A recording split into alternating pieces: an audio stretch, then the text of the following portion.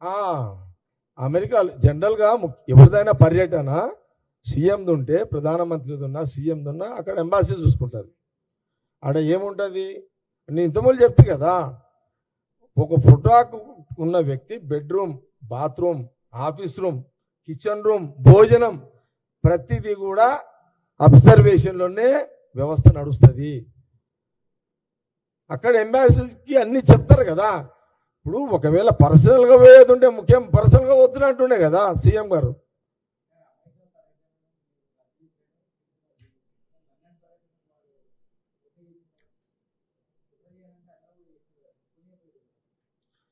అది లండన్ ఎందుకు ఇచ్చారు, ఆడెందుకు ఆపారో ఇక మోడీ గారే చెప్పాలి. అది ఇక మనం ఎట్లా దాన్ని చెప్పగలుగుతాం? అది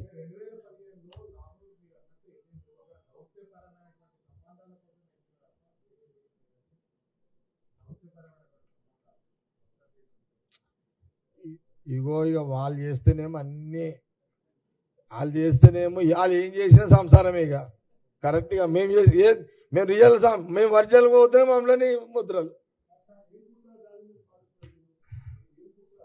ఏముంటుంది.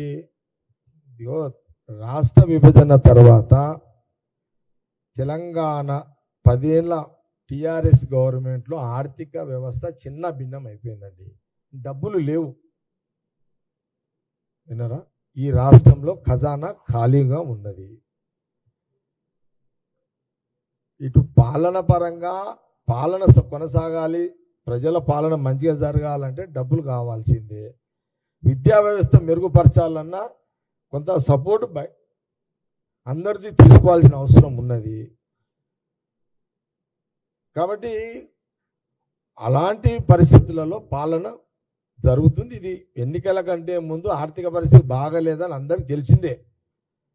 ముఖ్యమంత్రిగా ఆయన కానీ కాంగ్రెస్ పార్టీ, కాంగ్రెస్ గవర్నమెంట్ బాధ్యతతోటి ఇటు నిధులు సమకూర్చుకోవాలి, ఎడ్యుకేషన్ అభివృద్ధి చేయాలి, వనరులు కావాలి, వ్యవస్థ మారాలి, బాగుపరచాలనే తాపత్రయము. ఇంకా 2.5 ఏళ్ళు ఉంది, రెండోసారి కూడా రావాలని ఒక ఆలోచన, ఒక ప్రయత్నము. ఈ ఉన్న 2.5 కూడా ఎట్లా అధిగమించాలి, ఈ ఇబ్బందులను తట్టుకుంటూ కవర్ చేసుకుంటూ ముందుకెళ్ళాలి. బీజేపీ ప్రభుత్వం ఏముంటుంది, ఇక్కడ కాంగ్రెస్ సీఎం కాబట్టి నిధులు ఎక్కువ వాళ్ళు ఇచ్చే ప్రయత్నం వాళ్ళు చెయ్యరు, ఆపుతారు వాళ్ళు. ఇలా ఈ పరిస్థితులలో అల్టిమేట్ ఇవన్నీ జనాలకు చెప్పడం కాదు కదా, అల్టిమేట్ జనాలకు ఏదో రకంగా మేము ఇచ్చిన హామీలు, మేము చేయాల్సిన పనులు చేసుకుంటూ పోవాలి. దీన్ని కూడా తెలంగాణ ప్రజలకు అన్నీ తెలుసు. అట్లా మేము తప్పించుకుంటలేం కదా ఈ ప్రయత్నంలో. ఇవన్నీ ముఖ్యమంత్రి రేవంత్ రెడ్డి 10 సార్లు 20 సార్లు మోడీని కలిసినా, ప్రధానమంత్రిని కలిసినా తెలంగాణ ప్రజల అభివృద్ధి కోసం, డబ్బుల కోసమే. అమెరికా టూర్ పోయినది ఎడ్యుకేషనల్ టూర్, ఇండస్ట్రియల్ టూరు. ఇంట్లో కూర్చుంటేనేమో ఇంట్లో కూర్చున్నట్టు మీరే.